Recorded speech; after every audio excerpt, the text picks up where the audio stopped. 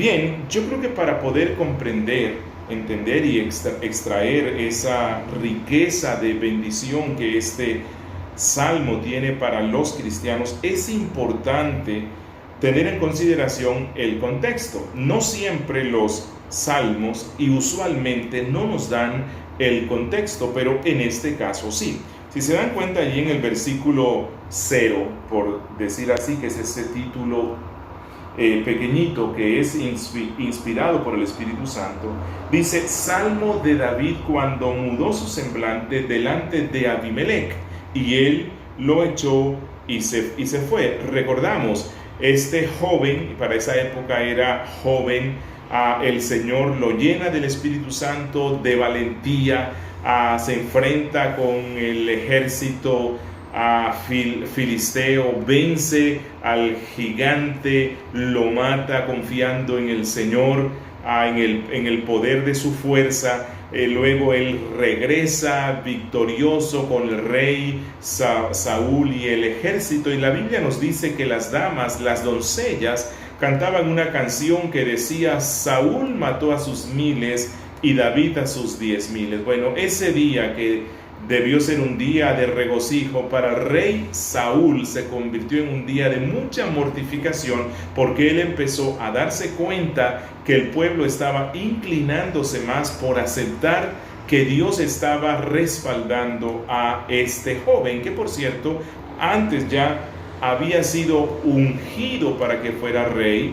Así que empieza una persecución cruel, y Saúl busca muchas formas de matarlo. La persecución es tan cruel que el salmista, siendo joven, tiene que irse a territorio enemigo, donde el rey Saúl no pudiera entrar. Así que él se va al exilio con el fin de salvar su vida, pero de una forma extraña encontramos que él se va a tierra filistea, pero de una forma más extraña se va a tierra de Gat.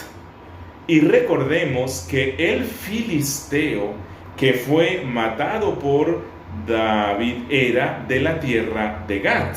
Así que uno no comprende por qué él actuó así, por qué se fue para la tierra donde estaba el rey del filisteo que mató David, estaba la familia del filisteo, estaban los soldados que pelearon con él. Y entonces David entra y cree que allí va a ser el último sitio donde Saúl va a buscarlo, pero él se expone al peligro, y cuando está dentro de la ciudad de Gat, se da cuenta que se metió en la boca del lobo. Y entonces los consejeros del rey le dicen, mira, este es el hombre que mató a nuestro David. Y cuando David se da cuenta de la situación en la que está, acude a una táctica, y es aparentar ser loco. Así que él empieza a cambiar la mirada, cambia sus gestos, y disculpen que sea tan descriptivo, deja correr la baba por su boca, la saliva cae por su barba, y entonces el rey Aquis dice: yo no tengo ya suficientes locos en las calles de mi ciudad para que me traigan otro. Este hombre obviamente que no fue el que mató a nuestro David. Y entonces David sale y escapa de una muerte. Y ese era este contexto en el cual él escribe este salmo. Y ahora, creo que para comprender también este salmo necesitamos ir al pasaje que contiene la idea principal o central de él. Y esta está en el verso 12. En el verso 12 el salmista dice: ¿quién es el hombre que desea vida, que desea muchos días para ver el bien?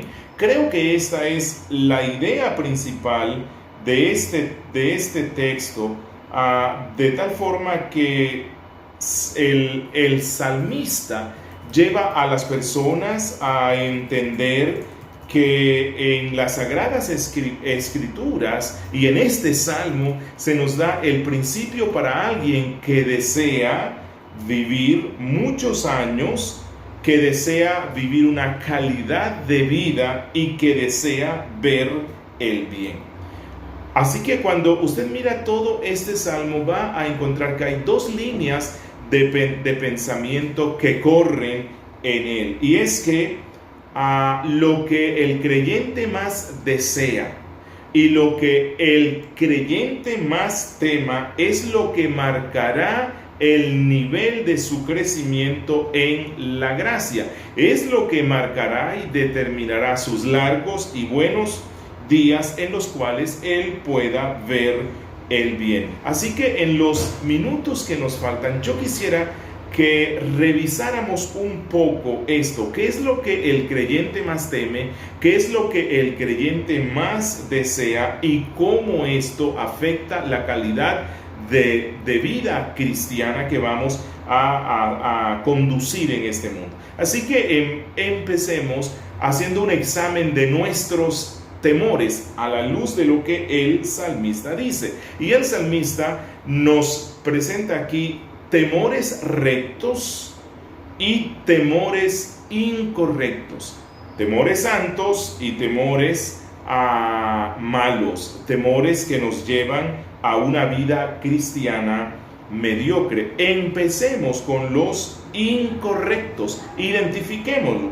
Mire que en el versículo 4 él dice: busqué a Jehová y él me oyó y me libró de todos mis temores. Así que el salmista tenía temores incorrectos de los cuales tenía que ser librado por Dios. Versículo 6 dice: este pobre clamó, y esto nos muestra que posiblemente el salmista le tenía temor a la pobreza.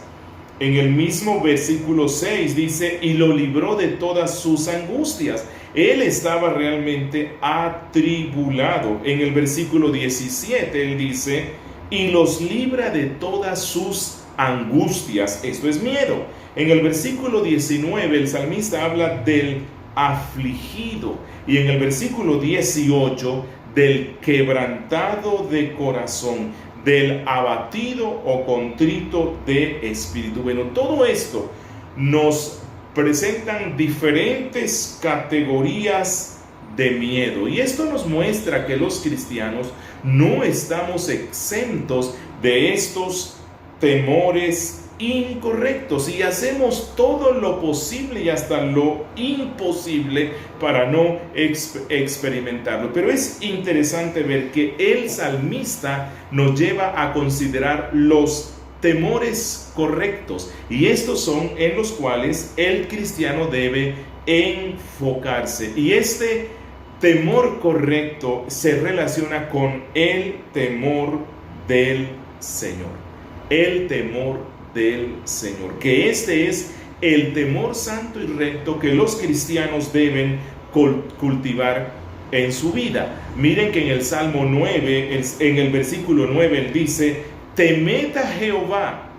O sea, esto está en contraste con esos miedos y angustias a la pobreza, la aflicción, la persecución en la que él estaba. Este es el contraste. Hay un temor que es bueno, y él dice en el 9: temed a Jehová vosotros sus santos, pues nada falta a los que le temen. Versículo 11, él dice: venid hijos, oídme, el temor de Jehová os enseñaré. En el versículo 7 él dice: el ángel de Jehová acampa alrededor de los que le temen y los defienden. Este es el temor bueno y recto que los cristianos deben cultivar.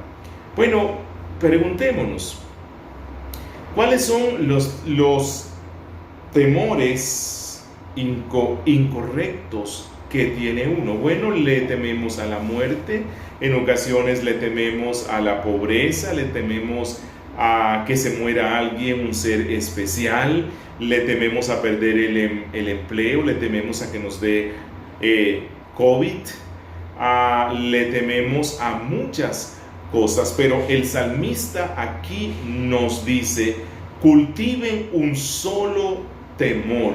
¿Cuál temor? El temor de Dios. Y el salmista nos da algunas claves para que nosotros seamos moldeados y cultivemos en nuestras vidas el temor de Dios.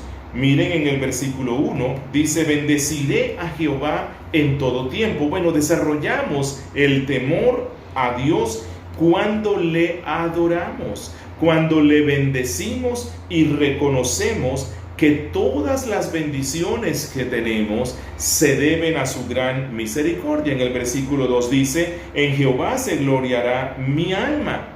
Que el cristiano le da la gloria solo a Él, que no espera gloria para Él de ninguno.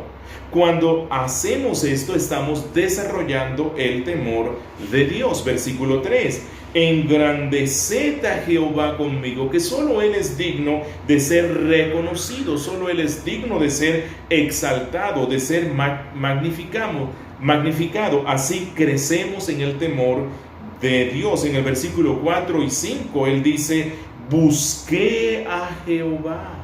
Es decir, acudimos a Él constantemente en búsqueda de socorro. Así crecemos en el temor de Él. Versículo 13 y 14: guarda tu lengua del mal y tus labios de hablar engaño. Apártate del mal y haz el bien.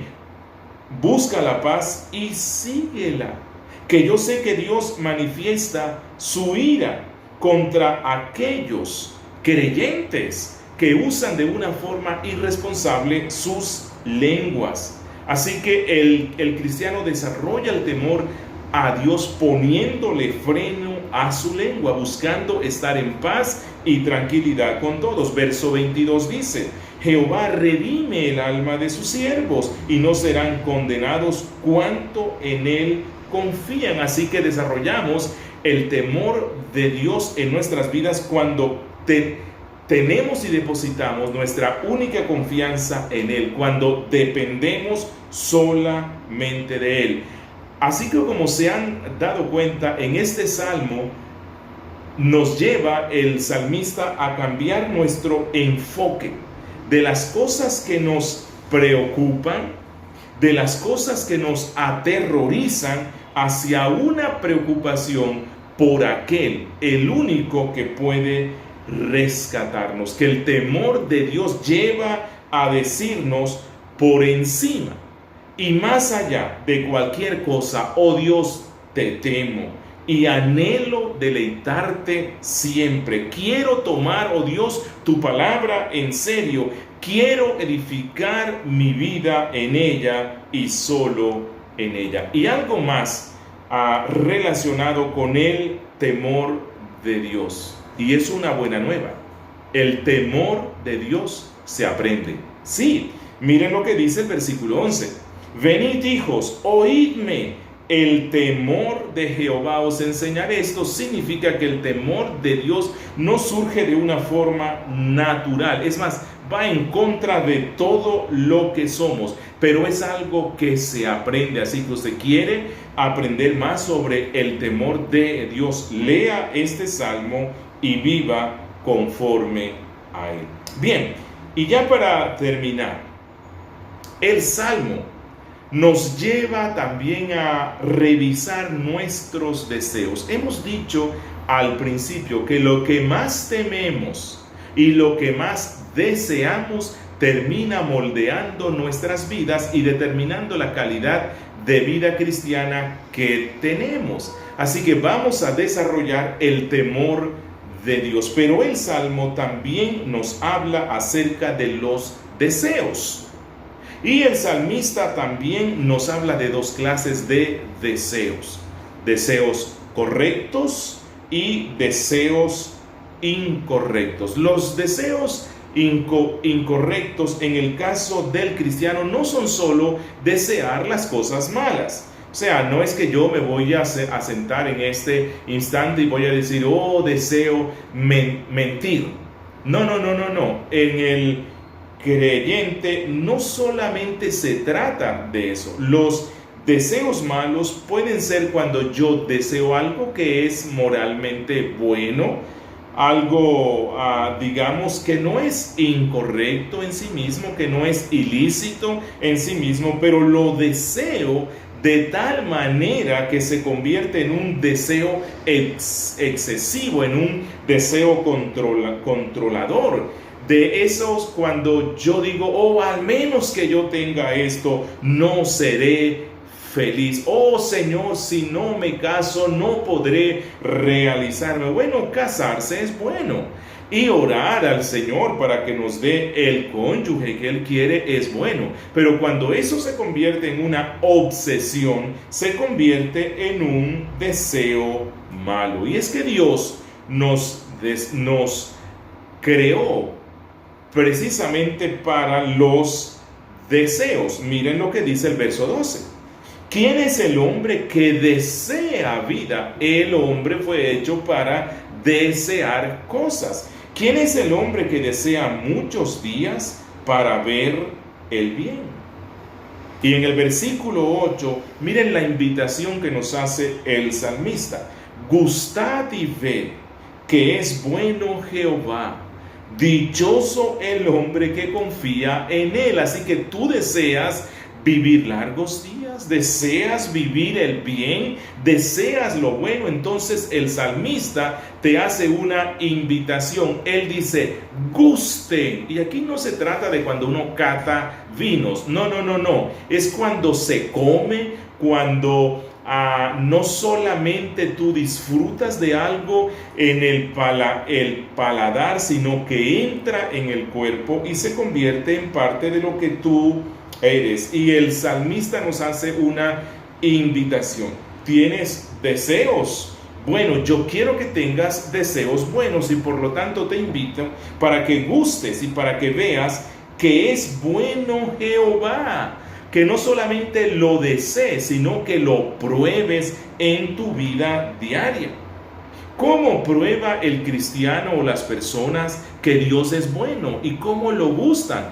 Primariamente cuando vamos a su palabra. En el Antiguo y en el Nuevo Testamento, cuando venimos a su palabra con hambre, con esos apetitos profundos, con ese anhelo por aquel único que puede satisfacernos, entonces gustamos y vemos que Dios es bueno. Recordemos lo que dijo Cristo en Juan 7:37. Él dijo, si alguno tiene sed, venga a mí y beba, pruébeme, gústeme. El que cree en mí, como dice la Escritura, de su interior correrán ríos de agua viva. Así que una invitación que nos hace el salmista para tener deseos buenos y que estos se cumplan es que nosotros podamos venir a Dios con los deseos más profundos, con el hambre más profunda, con la sed más profunda, con el anhelo más profundo, diciéndole, oh Padre, yo sé que solo tú puedes satisfacer la necesidad existencial y trascendental más grande que yo tengo. Miren lo que dice el salmista en el verso 10. Los leoncillos necesitan y tienen hambre, pero los que buscan a Jehová no tendrán falta de ningún bien.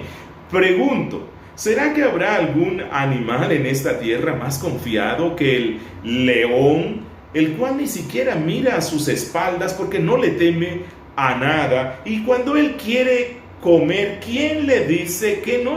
No obstante, Dios dice que a pesar de que este es, como le llamamos hoy, el rey de la selva, no obstante, estos leones en ocasiones sufren miseria, en ocasiones sufren hambre, pero el salmista dice, los que buscan al Señor nunca tendrán carencias de algo bueno. Y es interesante ver que aquí el salmista 3 veces dice que a los que buscan al Señor no les hace falta ningún bien. Que Dios no le niega nada bueno a los que le temen. Que Dios no retendrá ningún bien para los que confían en Él. Entonces, y ya para terminar, creo que se nos fue el tiempo. Hermanos, recordemos la condición y la situación en la cual estaba el salmista. acaba de pasar por un episodio en el cual su vida estuvo en riesgo. Él deseó salvar su vida y por lo tanto fingió ser lo que no era, un loco. Pero Dios tuvo misericordia de él y lo rescató. Pero pensemos en el verdadero David, en Cristo Jesús. Cristo vino a esta tierra para hacer lo que no era, no para fingir, sino para hacer lo que no era. La Biblia dice que Él vino y se hizo pecado. No para salvar su propia vida, sino para salvar nuestras vidas. Entonces, una de las aplicaciones prácticas que se pueden extraer de este texto es que nosotros aprendemos a cultivar el temor correcto y los deseos correctos cuando dependemos de la obra sacrificial de Cristo, el verdadero David. Y cuando nosotros le amamos a Él y lo deseamos a Él y venimos a Él constantemente, entonces nos damos cuenta que todas las cosas necesarias para la vida y la piedad nos fueron dadas en Cristo Jesús. Vamos a dar gracias a nuestro Dios.